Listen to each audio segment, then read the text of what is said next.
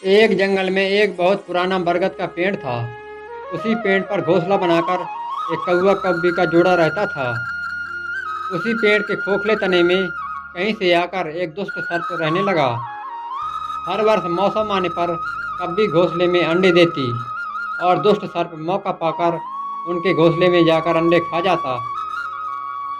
एक बार जब कौवा व कव्वी जल्दी भोजन पाकर शीघ्र ही लौट आए तो उन्होंने उस दुष्ट सर्प को अपने घोंसले में रखे अन्नों पर झपटते देखा।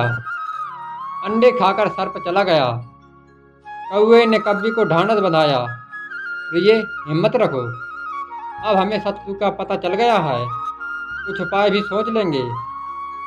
कौवे ने काफी सोचा विचारा और पहले वाले घोंसले को छोड़ उससे काफी ऊपर टहनी पर घोंसला बनाया और कव्वी से कहा, यहाँ हमारे अंडे सुरक्षित रहेंगे। हमारा घोंसला पेड़ की चोटी के किनारे निकट है और ऊपर आसमान में चील मंडराती रहती है। चील सांप की बैरी है। दुष्ट सर्प यहाँ तक आने का साहस नहीं कर पाएगा। कौवे की बात मानकर कव्वी ने नए घोंसले में अंडे दिए, जिसमें अंडे सुरक्षित रहे और उनसे बच्चे भी निकल आए। उधर सर्प उनका घोंसला खाली देखकर यह समझ रहा था कि उसके डर से कौवा कव्वी शायद वहां से चले गए हैं, पर दुष्ट सर्प हाँ लेता रहता था। उसने देखा कि कौवा कव्वी उसी पेड़ से उड़ते हैं और लौटते भी उसी पेड़ पर है। उसे यह समझते देर न लगी कि उन्होंने नया घोंसला उसी पेड़ पर बना रखा है। एक दिन सर्प खोज निकला और उसने कौवों का नया घोंसला खोज लिया। घोंसले में कौवे दंपत्ति के 3 नवजात शिशु थे।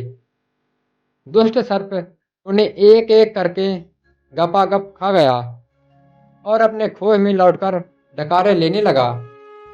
कौवा कव्वी लौटे तो घोंसला खाली पाकर सन्न रह गए।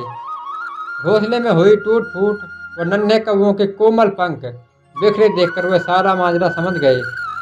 कव्वी की छाती तो दुख से फटने लगी। कव्वी बिलख उठी, तो क्या हर वर्ष मेरे बच्चे सांप का भोजन बनते रहेंगे? कौवा बोला, नहीं, यह माना कि हमारे सामने विकट समस्या है। दोनों तुरंत ही लोमड़ी यहाँ के से पास भागना गए। ही उसका हल नहीं है। लोमड़ी ने अपने मित्रों की दुख विपत्ति भरी के समय कहानी ही सुनी। मित्र काम आते हैं। उसने कौवे हमें तथा लोमड़ी कव्वी मित्र से के सलाह आंसू लेनी पोंछे। चाहिए। लोमड़ी ने काफी सोचने के बाद कहा, मित्रों, तुम्हें वह पेड़ छोड़कर जाने की जरूरत नहीं है।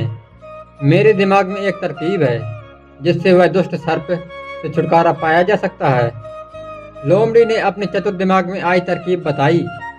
लोमड़ी की तरकीब सुनकर कौवा कव्वी खुशी से उछल पड़े। उन्होंने लोमड़ी को धन्यवाद दिया और अपने घर लौट आए।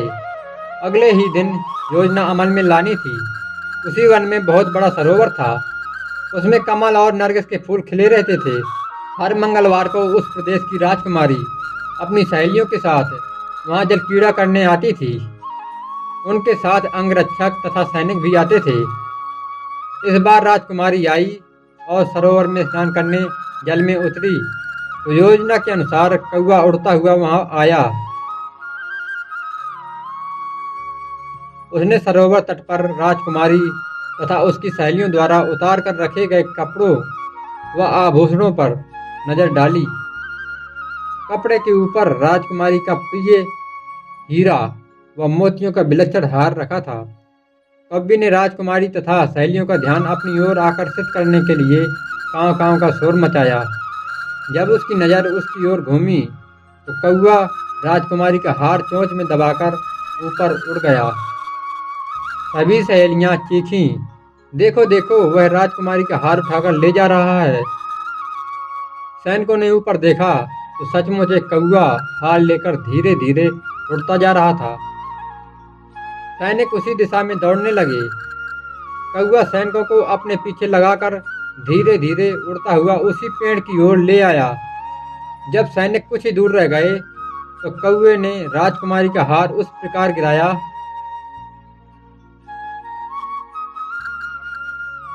वह सांप वाले कुएं के भीतर जा गिरा। सैनिक दौड़कर कुएं के पास पहुंचे। उनके सरदार ने कुएं के भीतर झांका। उसने वहां हार और उसके पास में ही एक काले सर्प को कुंडली मारे देखा। वह चिल्लाया, पीछे हटो, अंदर एक नाग है। सरदार ने कुएं के भीतर भाला मारा, सर पे घायल हुआ और फुफकारता हुआ बाहर निकला। जैसे ही वह बाहर आया, सैनिकों ने तलवार से उसके टुकड़े टुकड़े कर डाले।